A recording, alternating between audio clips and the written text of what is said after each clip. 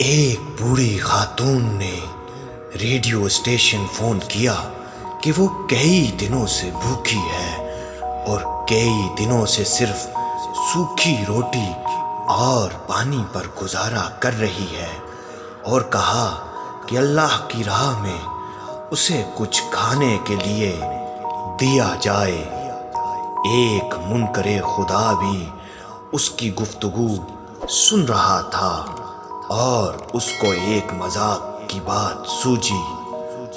اس نے کھانے پینے کی اشیاء خریدی اور اس بوڑھی عورت کا ایڈریس معلوم کرنے کے بعد اپنے نوکر سے کہا کہ جا کر اس بوڑھی عورت کو یہ کھانے پینے کی چیزیں دے آؤ۔ ساتھ ہی اپنے نوکر کو بولا کہ جب وہ پوچھے کہ یہ سامان کس نے بھیجا ہے تو اسے بتانا کہ یہ شیطان کی طرف سے تحفہ ہے۔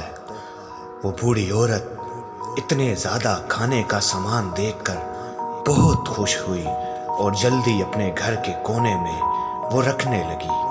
ایسے میں نوکر نے پوچھا، کیا آپ معلوم نہیں کرنا چاہیں گی کہ یہ سامان کس نے بھیجا ہے؟ یہ سن کر وہ بوڑھی عورت بولی، مجھے اس کی کوئی پرواہ نہیں ہے کہ یہ سامان کس نے بھیجا ہے، مگر اتنا ضرور جانتی ہوں کہ جب بھی میرے رب کا حکم آتا ہے تو شیطان بھی اس کے حکم کی تعمیل کرتا ہے۔